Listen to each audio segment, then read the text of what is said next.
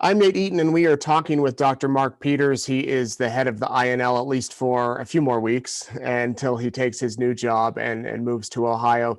Dr. Peters, I wanted to ask you a couple of questions about COVID-19 and how the pandemic is affecting the site. But let's start with the vaccines that are being announced. You're a scientist. You work with scientists. I mean, a little bit different field, but your thoughts when you hear the news of these vaccines that could be available, hopefully by the end of the year. I'm very, very excited. Actually, there was two companies that have announced 95% effectiveness during the trials, and just this morning I heard of a third company that announced 90% effectiveness with their trials. So the more the better. But I'm thrilled and I'm amazed how quickly they were able to do it. It says a lot about the companies and the government and the commitment of resources and talent. But I think we should all be excited. The challenge is it's going to take a while for it to be, available to everyone who wants it. So I mean, early on, the first responders and the critical workers and those in high risk groups will be priority, rightly so. So it'll take a while for all of us to have it, but it's definitely provides a bright light in the future that we haven't had for a while, quite frankly. So yeah, I'm excited. INL and the contractors, the biggest employer in Eastern Idaho, of course. How has all of this affected you guys transitioning to working from home, working off site? We in March transitioned the majority of our staff at that time to telework, to working from home. Still at that time, still had about 20% of our workers reporting to facilities. Our current posture is about 40% in facilities, 60% working from home. We've been able to meet our mission effectively, but I would say it has not been without challenges. That's for sure. I'm very proud of the workforce, those who are coming to the facilities as well as those working from home.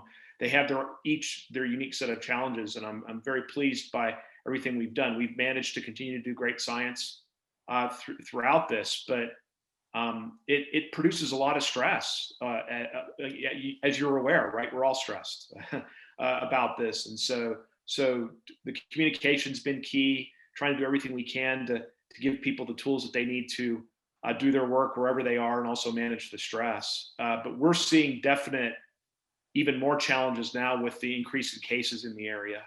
We're seeing a lot of increases in cases amongst lab staff. The good thing is that we're not getting a lot of transmission at the workplace. Yeah. So we've been able to protect people at work pretty effectively. And I'm assuming that's with social distancing and masks. Yeah, the whole gambit of mitigations that you would imagine. We're requiring masks.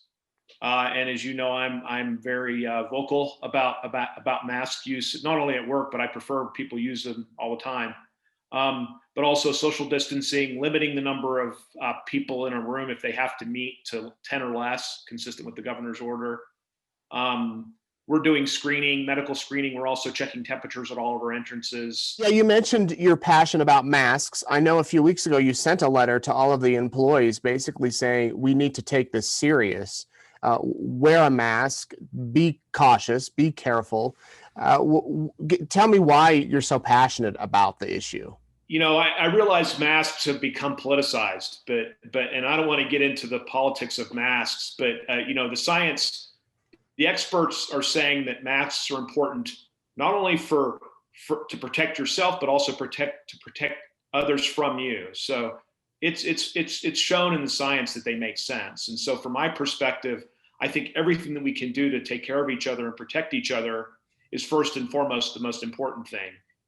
But also it protects the mission of the laboratory, right? If we have significant increase in cases and we have to start to ramp back operations of the laboratory, that affects the mission and our ability to do great things for the nation. So it's first and foremost protecting each other, keeping each other safe, but also protecting the laboratory. And the nature of my message was about both. Yeah. Particularly as we're seeing the uptick in cases, I wanted everybody to remember that it's each of our personal responsibility to do everything we can to protect each other. Any idea when you predict operations to be back to normal or how they used to be, if they'll ever go back to how they used to be? As far as great question. As far as right now, I'm assuming that it's not going to be back to quote normal until we can have this under control, and probably a vaccine or vaccines that are more widely available. So right now we're assuming we're at this current posture, like I said, of about 40% in facilities, 60% at home, at least until the spring. And I wouldn't be surprised if it goes longer. Yeah. Yeah. Dr. Peters, while I have you, I do want to ask about your new job. I don't think we've spoken since it was announced a few weeks ago. You want to let everybody know where you're going? Yeah, sure, you bet. So I'm going to Columbus, Ohio. We'll be physically moving in mid-January to become the executive vice president for National Laboratory Operations. So Battelle manages multiple national laboratories in DOE and Department of Homeland Security for the government. One of those is INL. So I will be transitioning into providing oversight over all of the labs that Battelle manages for the government. And so that will include INL. I will maintain a role here. I'll actually transition to be the chair of the board for the laboratory. So it's great that I'll still be involved. But yeah, I get to be involved in all the labs. So labs that do national security work, basic science, as well as energy research. So I'm very, very excited about it. It's gonna be great. You've been in Eastern Idaho about 5 years. Anything you're going to miss? I guess you'll still be back, as you mentioned, but you won't be living here full time. Yeah, definitely the people. What wonderful, kind people. I'll miss the lab a lot. It's been a great time here. We will miss the outdoors and the weather. We like it. We like it all. So we'll miss that a lot. And we have a beautiful view of the mountains where we sit here in Idaho Falls. Miss that. So there's a lot to miss, but we'll be back. So.